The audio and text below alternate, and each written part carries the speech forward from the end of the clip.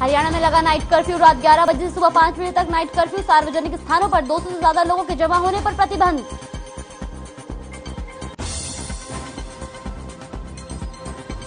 हरियाणा में ओमिक्रॉन के बढ़ते खतरे के बीच सरकार का बड़ा फैसला। अब छुट्टी वाले दिन भी लोगों को लगेगा कोरोना का टीका। स्वास्थ्य मंत्री अनिल विज ने ट्वीट कर दी जानकारी। 134 ए के तहत निजी स्कूलों में दाखिले पर गहराया विवाद। निजी स्कूलों को शिक्षा मंत्री की दो टूक। 134 ए के तहत देने होंगे दाखिले।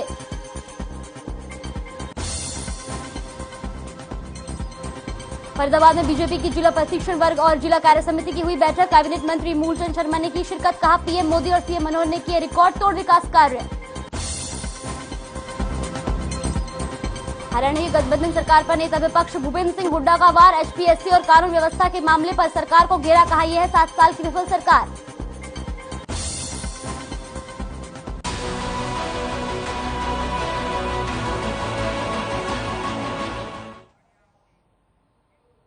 नमस्कार, स्वागत है आपका हमारे इस खास कार्यक्रम में और मैं हूं आपके साथ जागृति। तो चलिए रुख करते हैं खबरों का।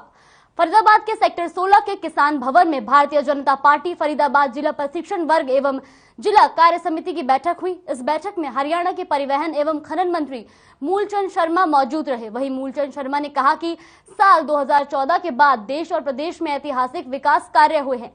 साथ ही प्रधानमंत्री नरेंद्र मोदी और सीएम मनोहर लाल के विकास कार्यों की सराहना करते हुए कहा कि देश और प्रदेश में रिकॉर्ड तोड़ विकास कार्य किए गए हैं और पहले की सरकारों में नौकरियों की बोली लगा करती थी, जबकि आज बीजेपी सरकार ने मेरिट पर नौकरी देने का काम कर रही है।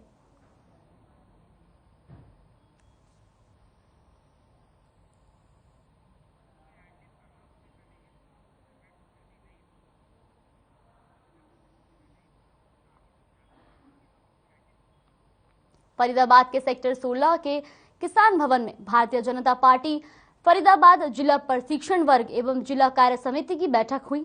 इस बैठक में हरियाणा के परिवहन एवं खनन मंत्री मूलचंद शर्मा मौजूद रहे। वहीं मूलचंद शर्मा ने कहा कि साल 2014 के बाद देश और प्रदेश में ऐतिहासिक विकास कार्य हुए हैं। साथ ही प्रधानमंत्री नरेंद्र मोदी और सीएम मनोहर लाल के विकास कार्यों की सराहना करते हुए कहा कि देश और प्रदेश में रिकॉर्ड तोड़ विकास कार्य किए गए हैं और पहले की सरकारों में नौकरियों की बोली लगा करती थी, जबकि आज बीजेपी सरकार ने मेरिट पर नौकरी देने का काम किया है।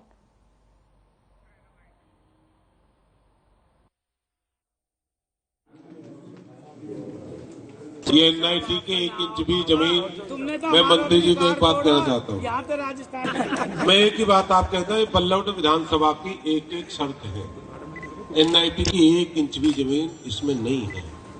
एनआईटी के रास्ता सब बल्लौट से। हम बुला सकते हैं, इनके बुलाने से हम नहीं आए। हमने बुलाया है एनआईटी वालों को, आप आइए बल्लौट विधानसभा में। हम सड़कों के रास्तों का जाल बिछा रहे हैं। मैं केंद्रीय मंत्री केशवपाल गुर्जर जी का और प्रदेश के मुख्यमंत्री मनोहर लाल जी का वहीं फरीदाबाद में सेक्टर 16 के किसान भवन में 2 दिवसीय प्रशिक्षण शिविर का आयोजन किया गया, जहां पूर्व उद्योग मंत्री विपुल गोयल ने मुख्य वक्ता के तौर पर शिरकत की। इस मौके पर विपुल गोयल ने कहा कि हमारी पार्टी देश में मौजूद राजनीतिक पार्टियों में सबसे बड़ी राजनीतिक पार्टी है और हमारा संगठन देश का सबसे बड़ा संगठन है। साथ ही कहा कि दुनिया के 8 देशों की आबादी से भी ज्यादा बीजेपी के सदस्यों की संख्या है। वहीं विपुल गोयल ने सीएम मनोहर लाल के कुशल नेतृत्व की सराहना की और प्रदेश अध्यक्ष ओम प्रकाश धनखड़ सहित प्रदेश संगठन मंत्री रविंद्र राजू का कार्यक्रम में आमंत्रित करने पर धन्यवाद किया। बता दें कि इस मौके पर प्रदेश स्तर के कार्यकर्ता, जिला अध्यक्ष गोपाल शर्मा, राजबाला अध्यक्ष, विधायक सीमा त्रिखा सहित अन्य सभी मोर्चे के पदाधिकारियों और सैकड़ों कार्यकर्ता मौजूद रहे। वहीं फरीदाबाद में सेक्टर 16 के किसान भवन में 2 दिवसीय प्रशिक्षण शिविर का आयोजन किया गया, जहां पूर्व उद्योग मंत्री विपुल गोयल ने मुख्य वक्ता के तौर पर शिरकत की। इस मौके पर विपुल गोयल ने कहा कि हमारी पार्टी देश में मौजूद राजनीतिक पार्टियों में सबसे बड़ी राजनीतिक पार्टी है और हमारा संगठन देश का सबसे बड़ा संगठन है। साथ ही कहा कि दुनिया के 8 देशों की आबादी से भी ज्यादा बीजेपी के सदस्यों की संख्या है। वहीं विपुल गोयल ने सीएम मनोहर लाल के कुशल नेतृत्व की सराहना की और प्रदेश अध्यक्ष ओम प्रकाश धनखड़ सहित प्रदेश संगठन मंत्री रविंद्र राजू का कार्यक्रम में आमंत्रित करने पर धन्यवाद किया। बता दें कि इस मौके पर प्रदेश स्तर के कार्यकर्ता, जिला अध्यक्ष गोपाल शर्मा, राजबाला अध्यक्ष विधायक सीमा त्रिखा सहित अन्य सभी मोर्चे के पदाधिकारियों और सैकड़ों कार्यकर्ता मौजूद रहे।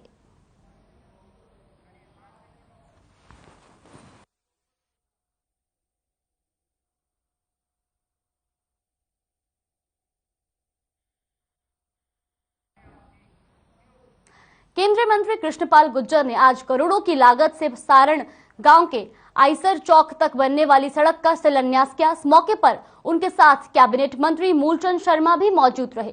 केंद्रीय राज्य मंत्री ने कहा कि जल्दी फरीदाबाद की सभी सड़कों को बनाया जाएगा और पिछले 15-20 सालों से सारण गांव से आइसर चौक वाली सड़क टूटी पड़ी थी, जिसका नारियल फोड़कर शुभारंभ किया गया है। वहीं एनआईटी फरीदाबाद से कांग्रेस के विधायक नीरज शर्मा ने केंद्रीय मंत्री कृष्णपाल गुर्जर के बयान पर प्रतिक्रिया देते हुए कहा कि सारण चौक के पास सड़क के शुभारंभ पर सवालिया निशान लगा दिए हैं। उन्होंने कहा कि जिस सड़क के शुभारंभ पर आज बीजेपी के नेता पहुंचे हैं, क्या यह सड़क भ्रष्टाचार की भेंट नहीं चढ़ रही?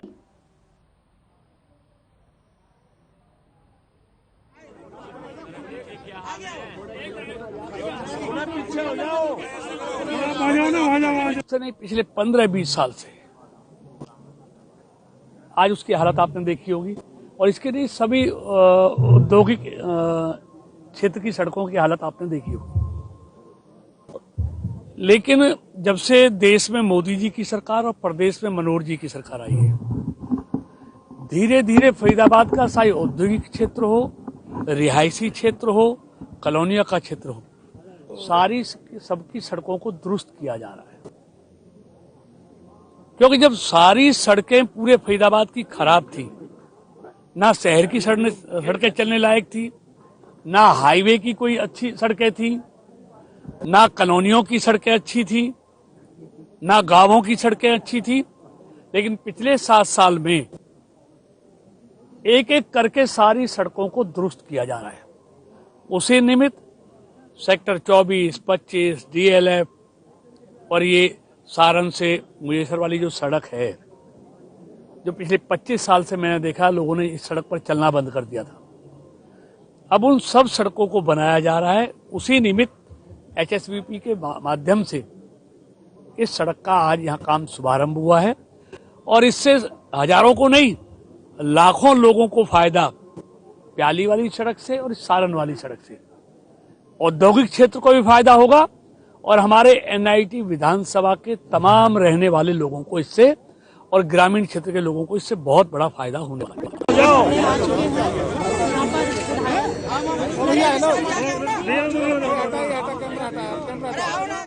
है। गुर्जर ने आज करोड़ों की लागत से सारण गांव से आइसर चौक तक बनने वाली सड़क का शिलान्यास किया। इस मौके पर उनके साथ कैबिनेट मंत्री मूलचंद शर्मा भी मौजूद रहे।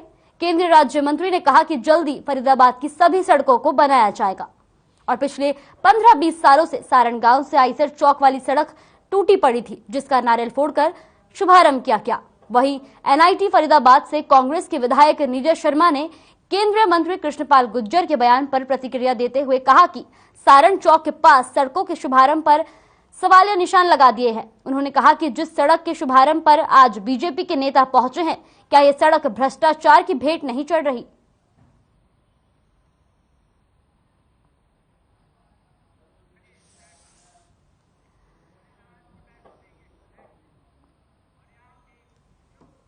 वहीं अधिकारियों की ओर से कई कच्चे बिजली कर्मचारियों को नौकरी से बर्खास्त किए जाने पर बिजली कर्मचारियों ने सर्किल कार्यालय पर विरोध प्रदर्शन किया और अधिकारियों की मनमानी को गलत ठहराया। यूनियन के नेताओं ने बताया कि फरीदाबाद सर्किल के अंदर अधिकारियों ने अपनी मनमानी करते हुए कर्मचारियों को बर्खास्त किया है, जिनका कोई दोष नहीं था। अब परेशान है।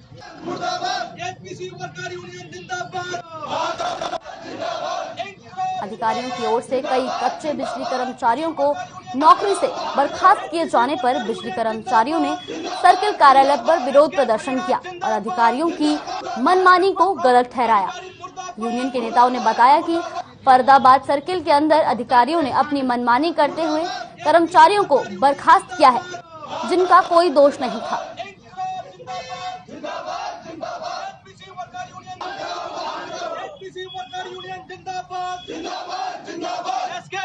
कि जो हमारे फरीदाबाद सर्कल के अंदर कई साथी निर्दोष तरीके से निकाले गए हैं, उन साथियों का इसमें कोई दोष नहीं है।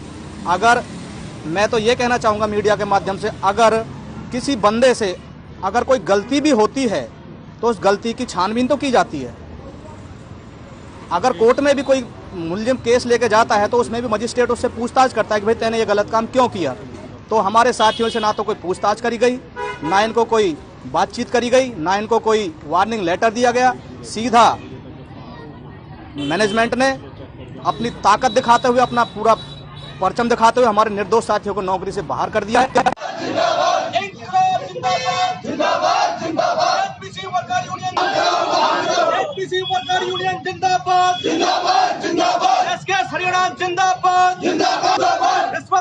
अधिकारी मुर्दाबाद, मुर्दाबाद, मुर्दाबाद।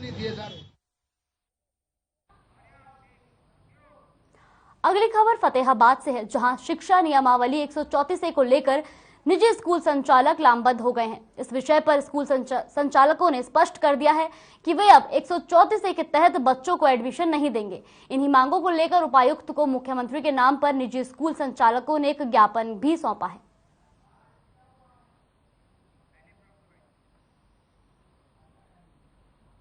फतेहाबाद, जहां शिक्षा नियमावली 134A को लेकर निजी स्कूल संचालक लामबंद हो गए हैं।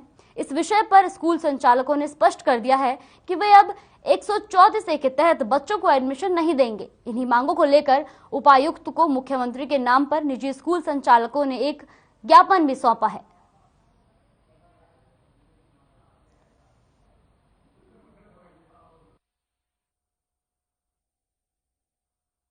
डी साहब और डीओ के माध्यम से मुख्यमंत्री हरियाणा सरकार को ज्ञापन देने के लिए आए हैं। 134A के जो दाखिले करने के लिए कहा गया है, उसके लिए प्राइवेट स्कूल काफ़ी समय से संघर्ष कर रहे हैं, मांग कर रहे हैं कि 134A के बच्चों को पढ़ाने में हमें किसी प्रकार का कोई ऐतराज़ नहीं। गरीब बच्चों को, आर्थिक रूप से कमज़ोर परिवारों को शिक्षा देना हमारा कर्तव्य है। लेकिन सरकार जो बार बार हमें आश्वासन देती है, वायदे करती है, उन्होंने जो एक राशि निश्चित की, आज तक 7 सालों में एक बार सिर्फ वो राशि दी गई है। हमें राशि नहीं दी गई, केवल आश्वासन है।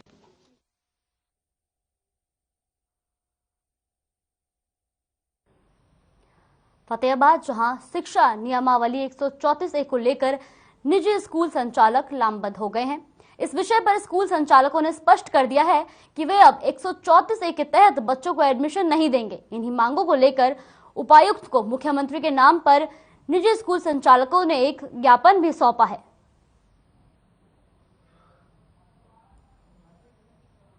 शिक्षा नियमावली 134A को लेकर निजी स्कूल संचालक लामबंद हो गए हैं। इस विषय पर स्कूल संचालकों ने स्पष्ट कर दिया है कि वे अब 134A के तहत बच्चों को एडमिशन नहीं देंगे।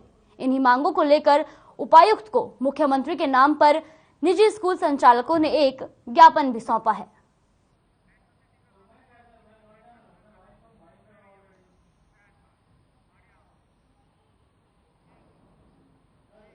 मेट्रो सिटी में वक्त हो चला एक छोटे से ब्रेक का। ब्रेक के बाद फिर लौटेंगे खबरों के साथ।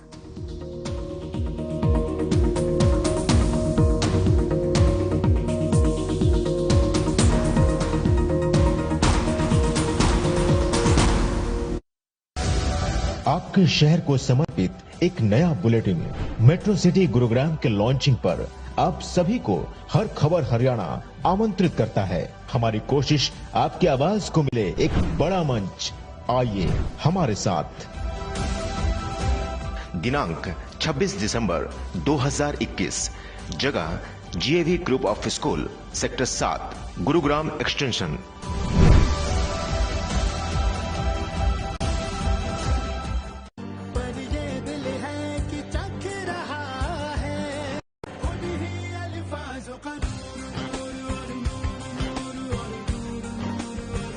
दूर कितना भी जाओ, इस जुबान से दूर ना जा पाओगे।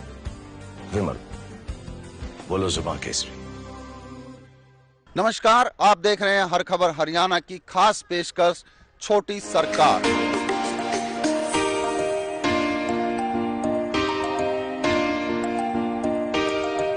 आज हम पहुंचे हैं बांस पूसला गांव में, जहां के हालात के बारे में आपको बताएंगे। सेवर सारे बंद पड़े हैं, विकास के सिर्फ सपने हैं, विकास कहीं भी नहीं है। अब निगम का कोई आदमी नहीं, किसको कहें किसको बोले, लेकिन अब कोई काम नहीं हो रहा। अब हमारा गांव एक कुटुंब है, एक परिवार है, तो परिवार की बात क्या हम दूसरे थाने में लेके जाएंगे क्या? आपके हर सवाल को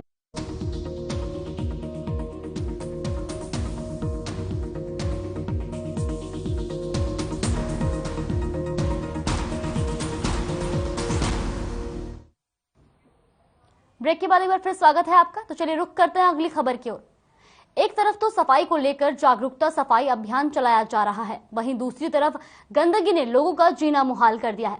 फरीदाबाद में नगर निगम जिला मुख्यालय पर गंदगी का आबार लगा हुआ है, जिसके चलते बीमारियां फैलने का खतरा बना हुआ है और लोगों को भी काफी परेशानियों का सामना करना पड़ रहा है, जिसका जायजा हमारी संवाददाता पूजा शर्मा ने लिया। देखिए रिपोर्ट।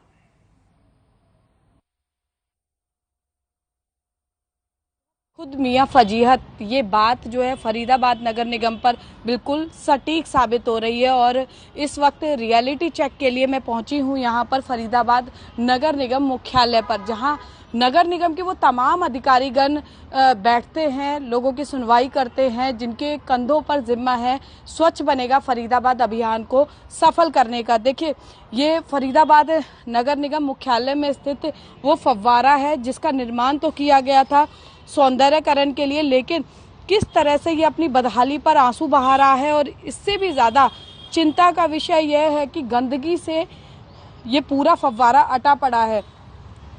कैमरे की नज़र से आप देखेंगे कि किस तरह से यहाँ जानवर जो है, जलचर जो है वो मृत अवस्था में है यहाँ पर। इसके अलावा तमाम गंदगी जो है यहाँ पर पड़ी हुई है, सफाई नहीं हुई है, जिसकी वजह से यहाँ पर काफ़ी कचरा भी यहाँ पर पड़ा हुआ है। आपको दिखा दूं कि मेरे इस तरफ मात्र 50 कदम की दूरी पर नगर निगम कमिश्नर कार्यालय है, वहीं बहुत चंद कदमों की दूरी पर कैमरे की नज़र से आप देखेंगे कि गाड़ी जहां खड़ी है उसके नज़दीकी जॉइंट कमिश्नर यहां पर बैठते हैं। इसके अलावा तमाम अधिकारी मात्र 100 कदम की दूरी पर नगर निगम मुख्यालय में है, लेकिन उसके बावजूद भी किस तरह से यहाँ पर साफ सफाई की जो है उल्लंघना की गई है। और आपको बता दें कि स्वास्थ्य विभाग लगातार डेंगू को लेकर, मलेरिया को लेकर लोगों को जागरूक करने की कोशिश कर रहा है, लेकिन उसके बावजूद यदि सरकारी विभाग ही इस तरह से नियमों का मखौल उड़ाएंगे तो आम आदमी किस तरह से उनका पालन करेगा। मैं एक बार फिर आपको नज़ारा दिखाना चाहूँगी यहाँ पर कि किस तरह से यहाँ न केवल पानी खड़ा है बल्कि काई और गंदगी से ये पूरा जो फव्वारा है वो किस तरह से यहाँ अटा पड़ा है। बड़ा सवाल लोग ये पूछ रहे हैं कि एक तरफ फरीदाबाद को स्वच्छ बनाने की बात की जा रही है, लोगों को जागरूक करने की बात की जा रही है, लेकिन फरीदाबाद नगर निगम के अधिकारी अपने नगर निगम मुख्यालय को किस तरह से स्वच्छ बना पाएंगे। कैमरा पर्सन शिवम के साथ फरीदाबाद से पूजा शर्मा, हर खबर। वहीं तेगांव विधानसभा के अंतर्गत अनाज मंडी में किसान मेले का आयोजन किया गया। इस मेले में मुख्य रूप से केंद्रीय मंत्री कृष्णपाल गुर्जर और विधायक राजेश नागर के अलावा जिला उपायुक्त और अन्य अधिकारी मौके पर मौजूद रहे। साथ ही मेले में लगने वाली किसान प्रशिक्षण दुकानों का निरीक्षण किया और विधायक राजेश नागर ने बताया कि बीजेपी सरकार किसान हितैषी सरकार है और लगातार किसानों के आय को दोगुनी करने के प्रयास कर रही है।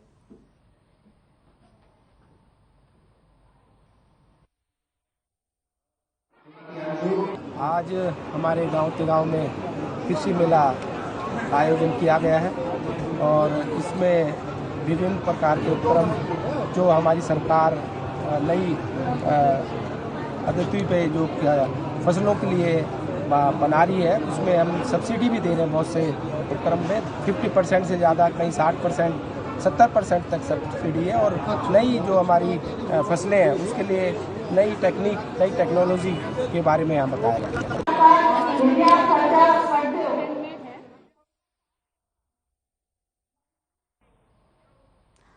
सोनीपत के राय में मोतीलाल नेहरू खेलकूद विद्यालय में वार्षिक उत्सव का आयोजन किया गया, जिसमें खेल मंत्री संदीप सिंह बतौर मुख्य अतिथि शिरकत करने पहुंचे।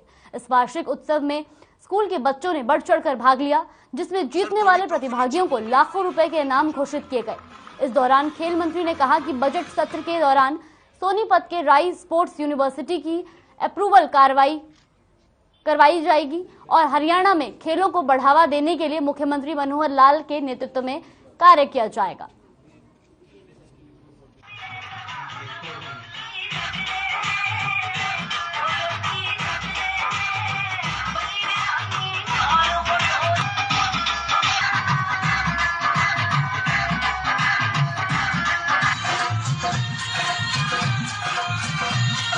पूरे हिंदुस्तान में को एजुकेशन में हम 3rd नंबर पर हैं और हरियाणा में नंबर 1 है। और गवर्नमेंट लगातार एजुकेशन के ऊपर जो पॉलिसी आई है पिछले साल, उस पॉलिसी को भी अडॉप्ट करने में सबसे पहले हमारी सरकार ने किया है।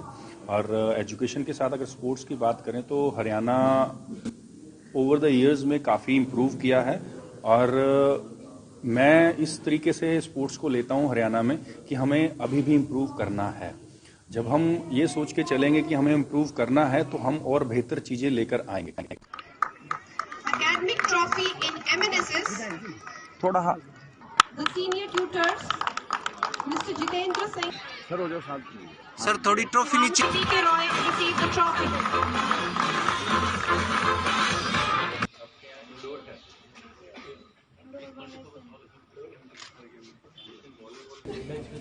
सोनीपत के राय में मोतीलाल नेहरू खेलकूद विद्यालय में वार्षिक उत्सव का आयोजन किया गया, जिसमें खेल मंत्री संदीप सिंह बतौर मुख्य अतिथि शिरकत करने पहुंचे।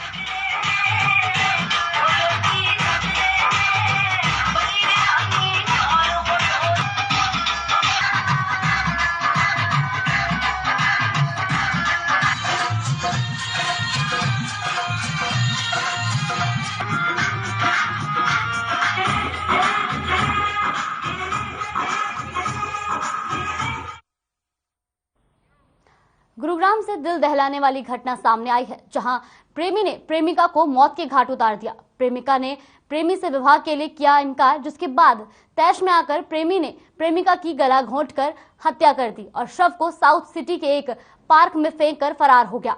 घटना की खबर मिलते ही गुरुग्राम पुलिस मौके पर पहुंची और शव को कब्जे में लिया, जिसके बाद एक्शन में आई पुलिस ने हत्या आरोपी को बांग्लादेश के बॉर्डर से गिरफ्तार कर लिया है।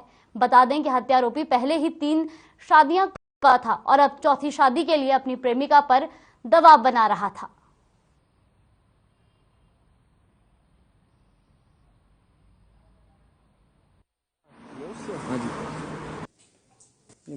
Maharshi Dayanand primary school south city 1 के पास एक पार्क में एक युवती की लाश मिली थी, जो बाद में जिसकी शिनाख्त हुई और जिसके बारे में पता चला कि इसका नाम नरगिस खातून था और इसके पिताजी ने सेक्टर 40 पुलिस स्टेशन में उसकी मिसिंग की रिपोर्ट लिखाई हुई थी, जिसकी इन्वेस्टिगेशन करते हुए 302 के तहत FIR दर्ज करके और उसकी इन्वेस्टिगेशन स्टार्ट की गई। और हमारी क्राइम टीम सेक्टर 31 ने उसमें काम करते हुए उसमें जो शामिल आरोपी था, जिसका बाद में उन्होंने अपने लेवल पे पता किया कि इस हत्या में कौन शामिल है, उस आरोपी की पहचान शफीक उल इस्लाम हुई, जो वेस्ट बंगाल का रहने वाला था और उसको वेस्ट बंगाल से ही बांग्लादेश बॉर्डर से 1 किलोमीटर पहले ही उसको हमने अरेस्ट किया। फिलहाल के लिए मेट्रो सिटी में बस इतना ही। ताजा तरीन खबरों के लिए देखते रहिए हर खबर हरियाणा।